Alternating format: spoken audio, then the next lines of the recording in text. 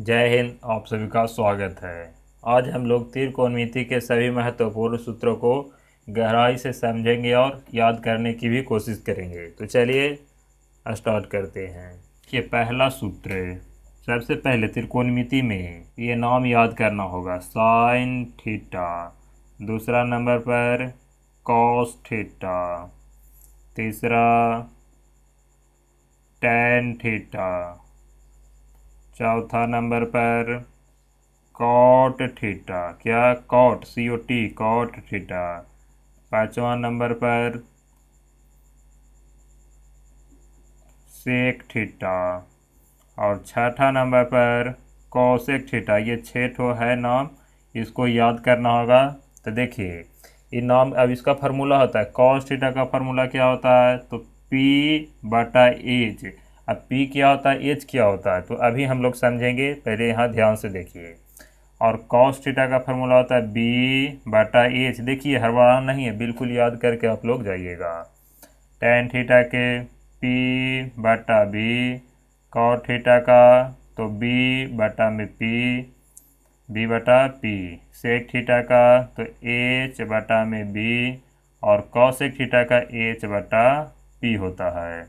देखिए अभी इसको याद किसे करेंगे, तो आइए समझते हैं। तो देखिए यहाँ पर त्रिकोणमिति, त्रि का मतलब होता है तीन, कोण का मतलब तो जानते हैं कि कोण, और मिति मतलब होता है मापन, या अर्थात कि तीनों कोण का मापन। तो तीन कोण किस में होता है? तो त्रिभुज में। तो देखिए त्रिभुज बना दिए। अब इसको नाम दे दीजिए कुछ, A, B और C। और यहाँ समकोण त्रिभुज। कौन सा त्रिभुज? तो समकोण। समकोण का मतलब यहाँ पर कोण होगा जो 90 डिग्री का होगा। तो देखिए जो इस तरह से भुजा रहता है समकोण त्रिभुज सीधा, उसको लंब कहा जाता है। क्या? लंब। लंब अंग्रेजी में परपेंडिकुलर, जिसे शॉर्ट में P लिखा जाता है। तो लंब अर्थात कि P। और जिस पर लंब होता है उस भुजा को आधार कहा जाता है। क्या? आधार। आधार को बेस कहा जाता है, इसलिए इसे B से सूचित किया जाता है। तो देखिए जहाँ जहाँ P लिखा हुआ है इसका मतलब कि लंब है, और जहाँ जहाँ B लिखा हुआ है इसका मतलब कि आधार है। और देखिए ये भुजा है जो सबसे बड़ा भुजा, इसको कर्ण कहा जाता है। कर्ण, इसे H से सूचित किया जाता है। सबसे बड़ा होता है तो इसे कर्ण, कर्ण को H से सूचित किया जाता है। लंब को P से, जो सीधा रहे लंब, लंबा रहे तो उसे लंब, और जिस पर लंब रहे टिका हुआ तो उसको आधार, और सबसे बड़ा भुजा को तो कर्ण। और कर्ण है जो फिक्स है कि सबसे बड़ा है जो कर्ण होगा ही, इसका सामने वाला 90 डिग्री के सामने वाली भुजा तो कर्ण होगा। वैसे भी सबसे बड़ा भुजा होगा जो कर्ण है। लेकिन लंब और आधार आपस में बदलते रहता है, तो सूत्र नहीं बदलेगा। ये दोनों बदलता है तो बदले, सूत्र बदल जाता है अपने से। देखिए तो सबसे पहले हम लोग साइन थीटा का जानेंगे। तो साइन थीटा का फार्मूला P/H। देखिए P और बटा में किया तो H, ये हो गया। अब साइन थीटा का मान पूछे तो आप लोग फार्मूला क्या बोलिएगा? तो P/H। अब P का जो मान रहेगा ऊपर लिख दीजिएगा, H का मान रहेगा जो नीचे। इसी तरह से कॉस थीटा का तो B/H। फिर टैन थीटा का तो P/B। तो P और बटा में B। देखिए अब 3 ठो याद करना है, ऊपर से कितना? तो 3 गो, और 3 अपने आप से याद हो जाएगा। कैसे? टैन का उल्टा होता है कॉट। टैन का उल्टा कॉट। तो यहाँ P/B है तो देखिए इसका उल्टा जस्ट होगा B/P। टैन का उल्टा कॉट। और कॉस का उल्टा होता है सेक। तो कॉस का है B/H, तो यहाँ है क्या है? H/B। तो कॉस का याद करिएगा तो इसका उल्टा अपने से हो जाएगा H/B। फिर देखिए सबसे ऊपर है साइन थीटा का P/H, तो सबसे नीचे वाला आ जाइए। तो P/H है तो यहाँ क्या हो जाएगा? इसका उल्टा तो H/P। तो इस तरह से 6 सूत्र याद होगा। अब चलिए कुछ अगला देखते हैं। पहला सूत्र, ये 6 ठो इसमें रहता है अलग से। पहला देखिए साइन का उल्टा क्या है? तो साइन का उल्टा है कॉसेक, सबसे नीचे वाला।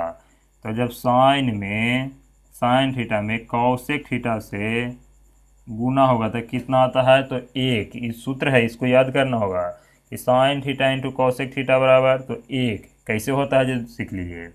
अब साइन थीटा का मान क्या होता है? P/H। तो इसके जगह पर क्या लिखा है? P/H इंटू कॉसेक थीटा, तो इसका मान H/P। H/P तो एच से एच कटेगा कितना बार में, एक बार में, पी से पी एक बार में, एक से एक में गुना करिएगा तो कितना होगा, एक। तो फार्मूला क्या निकल कर आया कि साइन थीटा में कॉसेक थीटा से गुना करेंगे तो कितना आ जाएगा, एक। इसी तरह से और फार्मूला होता है दूसरा।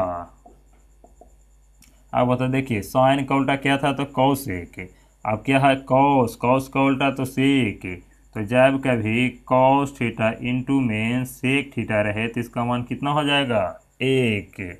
और तो टेन का उल्टा क्या है, कॉट। तीसरा तो tan theta into cot theta, इसका मान भी एक। तो आई होप कि आप लोग इतना समझ गए होंगे। तो चलिए अगला और देखते हैं। तो देखिए अगला फार्मूला, अब फिर पहला है, जब साइन स्क्वायर थीटा प्लस में कॉस स्क्वायर थीटा रहेगा तो इसका मान एक होता है। साइन वो स्क्वायर में रहना चाहिए, थीटा और कॉस भी स्क्वायर में, वो भी थीटा। मतलब कि यहाँ 45 डिग्री है तो यहाँ भी कितना, तो 45 डिग्री रहना चाहिए। यहाँ 60 है तो यहाँ 60। इसी तरह से दूसरा फार्मूला क्या होता है कि sec square theta minus tan square theta का मान कितना है, एक। यहाँ sine square theta plus cos square theta उसका मान एक है, लेकिन अब तो sec square theta minus tan square theta का मान कितना, तो एक। एक और फार्मूला होता है तीसरा। तीसरा क्या होता है, cosec square theta minus cot square theta, इसका मान भी एक। बस इतना ही सारे त्रिकोणमिति में सूत्र है, लेकिन अब यही सूत्र का अलग अलग रूप भी है। जो मेन है यही तीन, इसको देखिए कैसे बदल जाता है आगे जो। तो सबसे पहले याद रखिएगा कि sine square theta plus cos square theta का मान तो एक, सेक स्क्वायर थीटा यहाँ माइनस टेन स्क्वायर थीटा का मान तो एक, cosec square theta minus cot square theta का मान एक। तो आप लोग इतना याद कर लीजिए। अब देखिए यहाँ पर साइन स्क्वायर थीटा है, साइन स्क्वायर थीटा इस साइड प्लस में तो उधर जाके क्या हो जाएगा, माइनस में। तो एक उधर है तो एक माइनस कॉस स्क्वायर थीटा, इधर प्लस में तो उधर जाकर माइनस में, यानी कि साइन स्क्वायर थीटा का मान कितना हो जाएगा, एक माइनस कॉस स्क्वायर थीटा। तो देखिए अभी यही मेन क्या है, तो ये तीनों है मेन है। लेकिन जब ये तीनों आप लोग को याद हो जाएगा तीसरा तो अपने से कर दीजिएगा। अब इधर से भेजना है तो कौन भारी बात है, इधर प्लस में तो उधर माइनस में, इधर माइनस में तो उधर जाकर प्लस में। अब जैसा पूछे उसे बताना है, लेकिन मेन पहले याद हो जाएगा तो ये सब याद करने की ज़रूरतें नहीं है, भेज दीजिएगा जब ज़रूरत पड़े जब। तो आई होप कि आप लोग इतना समझ गए होंगे। तो चलिए अब मिलते हैं नेक्स्ट क्लास में। जय हिंद, जय भारत।